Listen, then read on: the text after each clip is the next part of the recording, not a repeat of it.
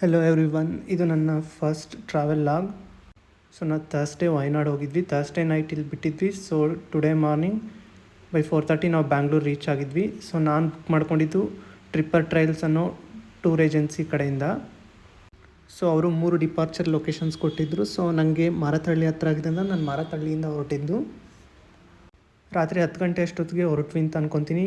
Morning 7:30 ಅಷ್ಟೊತ್ತಿಗೆ ನಾವು already Wayanad reach ಆಗಿದ್ವಿ. So ಅಲ್ಲಿ ಫಸ್ಟು ಸ್ಟೇ ಆಗೋಕ್ಕೆ ರೆಸಾರ್ಟ್ ಬುಕ್ ಮಾಡಿದ್ರು. ರೆಸಾರ್ಟ್ ಕಡೆ ಹೊರಟಿದ್ದು ನಾವು ಫಸ್ಟು. ಸೊ ಇದು ಆ resort balcony view.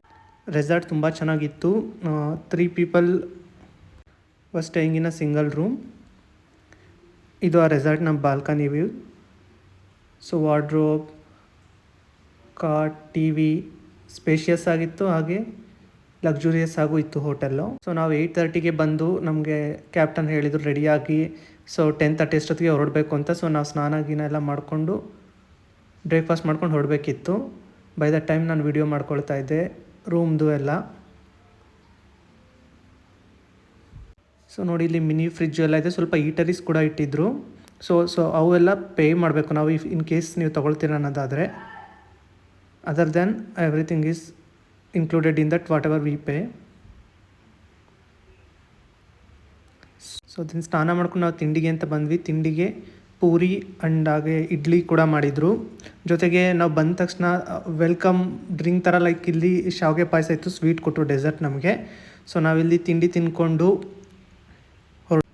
So breakfast ಮುಗಿಸ್ಕೊಂಡು ಹೊರಟ್ವಿ. ನಮ್ಮ ಫಸ್ಟ್ ಡೆಸ್ಟಿನೇಷನ್ ಬಂದುಬಿಟ್ಟು Kantanapura water falls.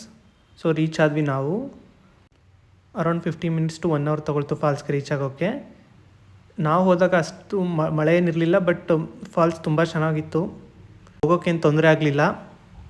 But reach ಆಗೋ ದಾರಿಲಿ ತುಂಬ ವೆಹಿಕಲ್ಸು ಅಥವಾ ಟ್ರಾಫಿಕ್ ಜಾಮ್ ಇತ್ತು. ಹಾಗಾಗಿ ಅರೌಂಡ್ 1 ಕಿಲೋಮೀಟ್ರ್ 1.5 ಕಿಲೋಮೀಟ್ರ್ ಹಿಡಿದು ನಾವು ಟ್ರೆಕ್ಕಿಂಗೇ ಮಾಡ್ಕೊಂಡು ಹೋದ್ವಿ. That was best experience I guess. And waterfalls ಕೂಡ ತುಂಬ ಚೆನ್ನಾಗಿತ್ತು. ಈ ಪ್ಲೇಸ್ ಅಷ್ಟೇನು ಕ್ರೌಡೆಡ್ ಇರಲಿಲ್ಲ ಕಂಪೇರ್ ಟು ಅದರ್ಸ್. ಸೊ ಇದು ಮುಗಿದು ನಮ್ಮ ನೆಕ್ಸ್ಟ್ ಸ್ಪಾಟ್ ಬಂದುಬಿಟ್ಟು ಇಲ್ಲಿ zip line, swing and cycling ಕೂಡ ಇತ್ತು.